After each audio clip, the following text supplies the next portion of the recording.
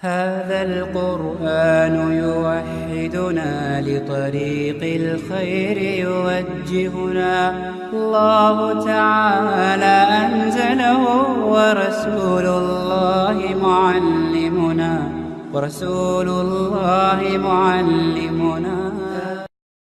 دنیا تو عارضی ہے، اس کو بقا نہیں ہے، میں گھر ہمیشگی کا مجھ کو فنا نہیں ہے، میں مستقل ٹھکانہ بے مثل ہوں خزانہ، مجھ کو جو پانا چاہو پھر نیکیاں کماؤ، انسان کی عاقبت کو کچھ یوں سنوارتی ہے، جنت پکارتی ہے۔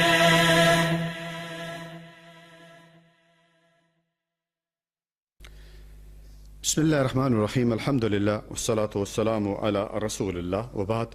معزز سامعین و سامعات، السلام علیکم ورحمۃ اللہ وبرکاتہ۔ کیا آپ اپنے اعمال میں 10 لاکھ نیکیاں، 10 لاکھ گناہ کی معافی، 10 لاکھ درجات بلند اور جنت میں گھر چاہتے ہیں؟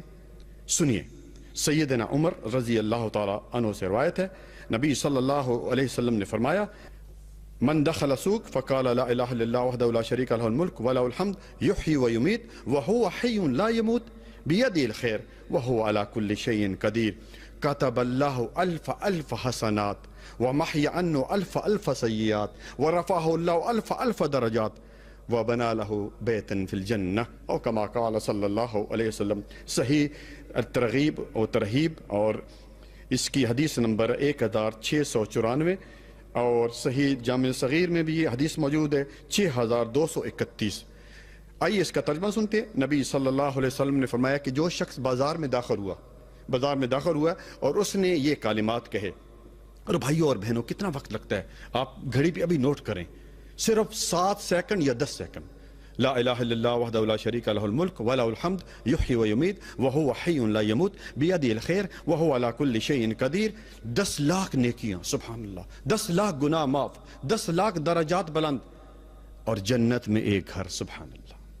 7 سیکنڈ میں آپ نے اتنا بڑا جو ہے اعمال نامہ کیا۔ اسی طرح بھائیو، کیوں؟ اس لیے ہے، اور یہ حدیث جو ہے، آپ اگر جائیں خانہ کعبہ میں، بیت اللہ میں، تو جدھر کلاک ٹاور ہے وہاں پہ یہ شاپنگ سینٹر بنا ہے، ادھر موٹے الفاظ میں یہ حدیث لکھی ہوئی ہے۔